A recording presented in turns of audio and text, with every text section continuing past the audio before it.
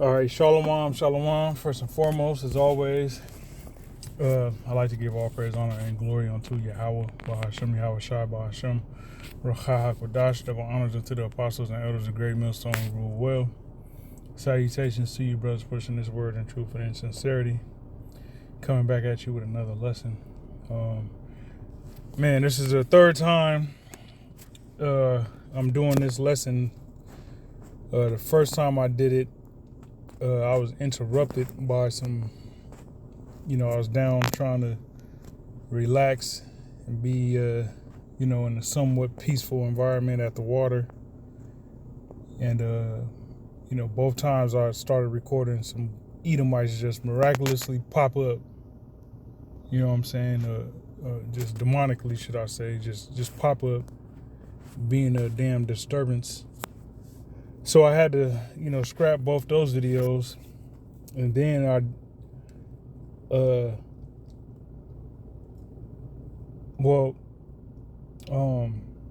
it was those two times. And then, so actually this is my fourth time, because I just did a video, but there was some stuff I needed to chop up out of the video.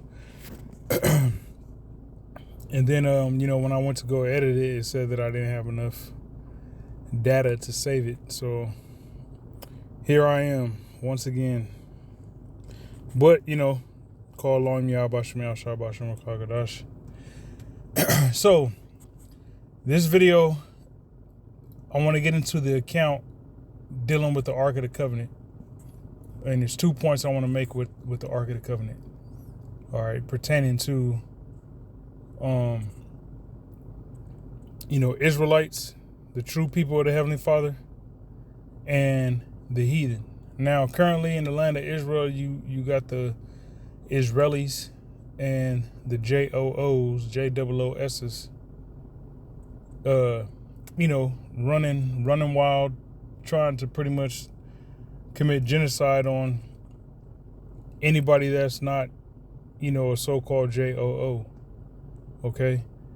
Now, those people don't belong in the land of Israel, and them being at war with everyone around them proves that, because they're in the Middle East, so-called Middle East, which is nothing but a bunch of so-called Muslim nations there. And then you have the JOO, the small hats, in the midst of all of them, just being an adversary. Okay, so the Ark of the Covenant is a very important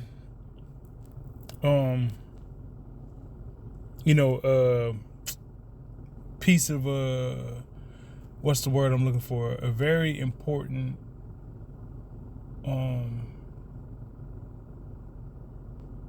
what's the word I'm looking for? Salakia. Artifact, or piece of I don't even know what to call it. Equipment, artifact, relic, but it's very important for the to the nation of Israel. It has very significant importance. All right. So this is what the Lord did with the ark pertaining to it being amongst heathen. All right. Now this is 1 Samuel 5:1. It says, "And the Philistines took the ark of the Most High and brought it from Ebenezer unto Ashdod.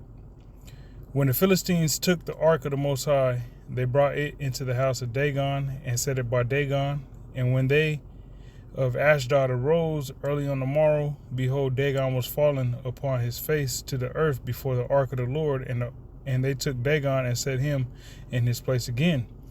So they took the heathens, the actual Philistines, all right, not the fake Philistines, all right, calling themselves Palestinians in the land of Israel, all right, not them, all right, the people in Gaza getting blown to smithereens, not them, but the actual tall, dark Africans, so-called Africans, all right, Hamites.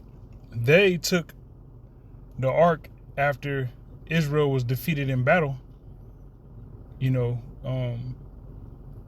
they took the ark and set it, amongst their idol. And when they came in the morning, their idol Dagon was flat on his face, prostrating to the ark. Okay.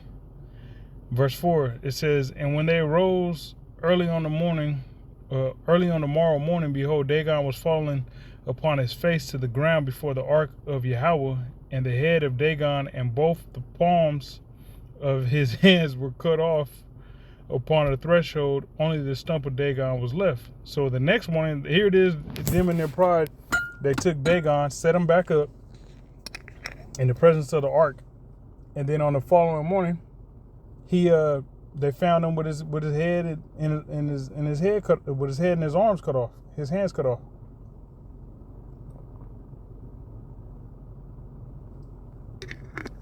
Okay, and that was a shot at the Philistines to show that this idol that you guys have set up holds no power. It has no choice but to bow down to the power of Abraham, Isaac, and Jacob. Okay. It says, but the hand of Yahweh was heavy upon them of Ashdod, and he destroyed them and smote them with hemorrhoids, even Ashdod and the coast thereof. And when the men of Ashdod saw that it was so, they said, the ark of the Most High, all right, the ark of the God of Israel shall not abide with us, for his hand is sore upon us and upon Dagon our God. So they was like, hey man, we gotta get this ark up out of here, because the ark is the reason why we getting put to death. All right. They sent therefore and gathered all the lords of the Philistines unto them and said, what shall we do with the ark of the Most High of Israel, the God of Israel? And they said, and they answered, let the ark of the God of Israel be carried about unto Gath. And they carried the ark of God, of the God of Israel, and they carried the ark of the God of Israel about thither. And it was so, and it was so that after they had carried it about, the hand of Yahweh was against the city with a very great destruction, and he smote the men of the city, both small and great, and they had hemorrhoids in their secret parts. So when they got to Gath, the Lord did the same thing. He smote them and gave the men hemorrhoids. All right. Therefore, they sent the ark of the Most High, the ark of the God of God, to Ekron, and it came to pass, as the ark of God came to Ekron, that the Ekronites cried out, saying, they have brought about the ark of the God of Israel to us to slay us and our people. Okay. So they sent and gathered all the lords of the Philistines and said, send away the ark of God, the ark of the God of Israel, and let it go again to his own place. Right? So they was like, look, man, get the ark up out of here. Let it go to where it belongs, back to the Israelites. Okay? That it slay us not and our people, for there was a deadly destruction throughout all the city, and the hand of the Most High was very heavy there. And the men that died not were smitten with hemorrhoids, and the cry of the city went up to heaven. Okay, so the ark being in the Hamites' presence, all right, was destroying their gods, making their gods look foolish, and it was killing the Philistines and smiting them with hemorrhoids, man. So that's what the presence of the Lord, all right, via the Ark of the Covenant does to the heathen. Now, that shows you, a few things. All right. Now let me read this here in 2 Maccabees 2 and 1, because this was some time later. All right. The account that the Maccabees is going into via the prophet Jeremiah, you know, that this particular account we're about to read about dealing with the Ark of the Covenant was sometime after what we just read in 1 Samuel. Okay. Now this goes into what I'm about to read. The Maccabees is going into the account of how we went into captivity under the Babylonians. All right. And so they're going to talk about what the prophet Jeremiah did with the Ark of the Covenant. Okay. So Second Maccabees 2:1, it says, "It is also found in the records that Jeremiah the prophet commanded them that were carried away to take of the fire as it hath been signified, and how that the prophet, having given them the law, charged them not to forget the commandment of the Lord, and that they should not err in their minds when they see images of silver and gold with their ornaments, and with other such speeches exhorted he them, that the law should not depart from their hearts." So he's illustrating or pretty much lacing them with the knowledge that they need to have to prepare them for captivity in Babylon. All right, you're gonna see all kind of bugged out stuff, gold and silver plated idols and statues and all that, but don't forget Yahweh Hashem Yahushua. Don't forget your power. Don't forget the commandments. Pretty much what Jeremiah was saying. In verse 4, "It was also contained in the same writing that the prophet, being warned of the Most High, commanded the tabernacle and the ark to go with him as he went forth into the mountain where Moses climbed up and saw the heritage of the Most High." So the mountain that Moses climbed upon before Israel went into the Promised Land, which Moses wasn't allowed to go into the Promised Land, but the Lord allowed him to climb up on a certain mountain, up upon a certain mountain, and actually see the Promised Land. All right, so that's the mountain that Jeremiah found, right? Let me see. Verse 5, it says, "And when Jeremy came thither, he found an hollow cave wherein he laid the tabernacle and the ark and the altar of incense, and so stopped the door." Okay. So there's a couple things that, he put in this cave. And one of those things was the Ark of the Covenant. All right. And some of those that followed him came to mark the way, but they could not find it. And when Jeremy perceived, he blamed them, saying, "As for this place, it shall be unknown until the time that the Most High gather his people again together and receive them unto mercy." All right, so that's one reason why those Israelis don't have the Ark of the Covenant. And if they do claim that they got the Ark of the Covenant, it's a fabrication. It's not the real deal. Okay, because according to the Heavenly Father, that ark is going to be hid until we get into that land. All right, until the true people of the Heavenly Father get into that land. All right, and we're approaching a time when we are about to get back into that land. All right, the 12 tribes. Okay, so if it's a couple ways to look at it, because if the Lord, just like I'll put it to you like this, just how there had to be a falling away first. We had to fall away first. Okay. Meaning, as the scriptures say, there must be a falling away first. We had to fall away from our heritage, all right, because Jake was waking up to who they was in the ancient world. We already knew we was Israelites, and then the Israelite foreigners were waking back up to who they were. But you did have Israel that knew they was Israel.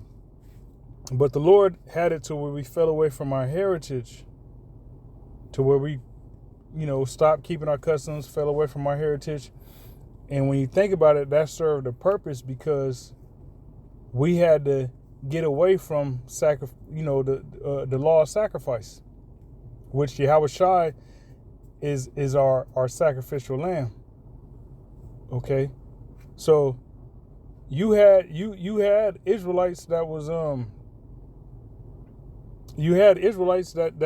was still sacrificing, well after Yahweh Shai's departure.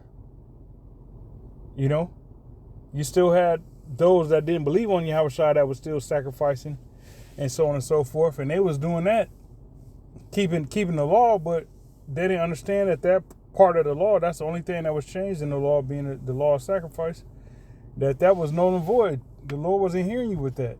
So the Lord had it to where there was a falling away first. That persecution came, and he had it to just one clean sweep where we all fell away from our culture and our heritage, from keeping it the way we was keeping it. So I said that to say the Most High having Jeremiah, the prophet Jeremiah, take the Ark of the Covenant and hide it, that actually was somewhat of a benefit for the heathen. Because if the Ark of the Covenant was still around, being passed around from heathen to heathen, Israel gets put in captivity, and the heathens take the Ark of the Covenant, it would have been a lot of them getting put to death, getting hit with plagues and just dropping dead, and because they had the Ark of the Covenant in their presence and it didn't belong in their presence.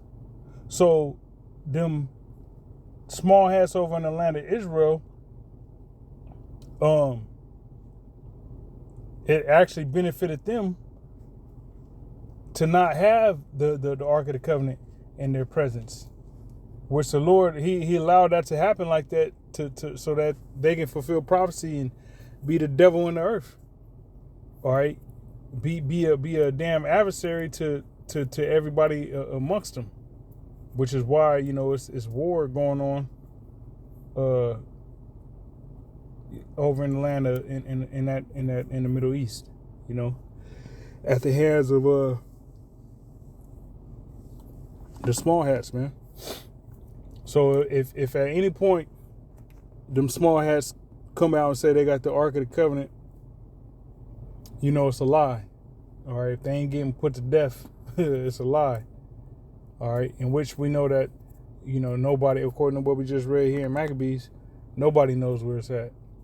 Okay, and nobody's gonna know where it's at until the Lord, reveals that mystery to the elect in due time, man. So that's just a couple points that stood out while I was reading Samuel, the book of 1 Samuel, dealing with those Philistines and how they was pretty much brought a curse upon them, trying to take what didn't belong to them. All right. So, Lord willing, this was an edifying lesson. And until next time, I say shalom.